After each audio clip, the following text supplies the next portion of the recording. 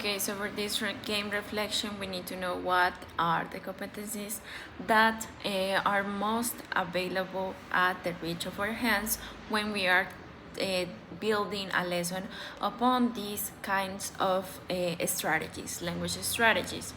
Like this game helps us understand more of the advanced levels of English.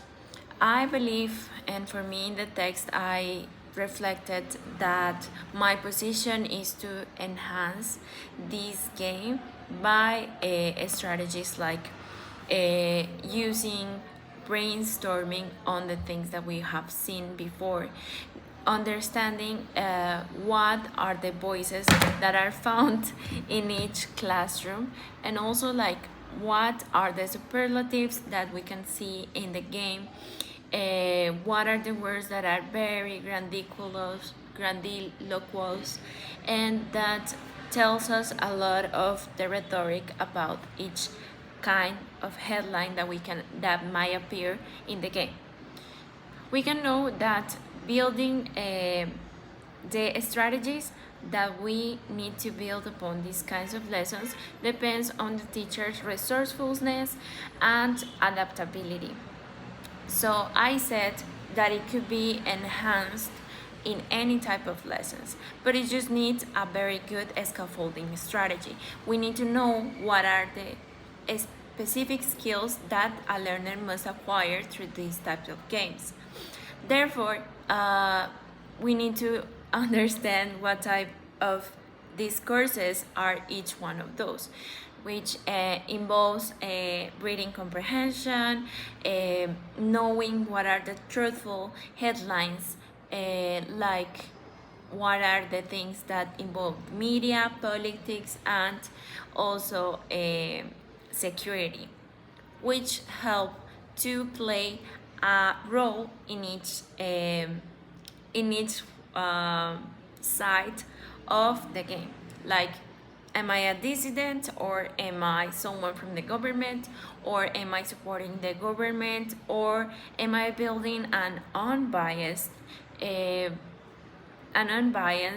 audience of followers for this journal?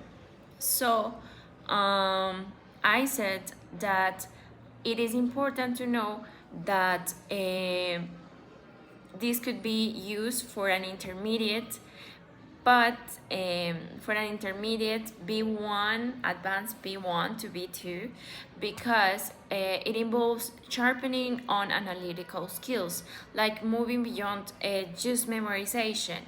It also involves analyzing each text, comprehending which type of discourse is one of those, and also that every choice that you make in a time has to be very accurate.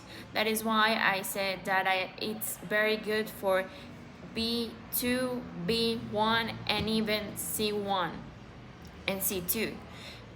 So I would say like it's better to adapt these types of lessons for high schools that must be bilingual, or that have a very advanced level of English. And so another thing that I wanted to say is that we should build a reflection on the rhetorical awareness of each student. So this is one of the things that should have more emphasis, like argumentation and justification. Discussing gameplay decisions requires to know what is a hyperbole, what is an euphemism, and it could be like the type of knowledge that is assigned in each classroom depends on the level that the CFR already tells us to do.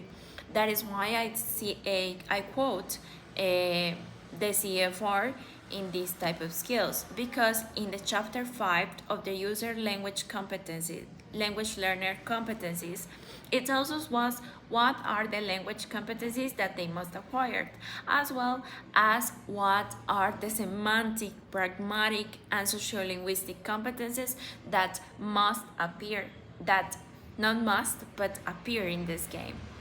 So thank you so much for seeing me, and I hope we can see each other later. Thank you.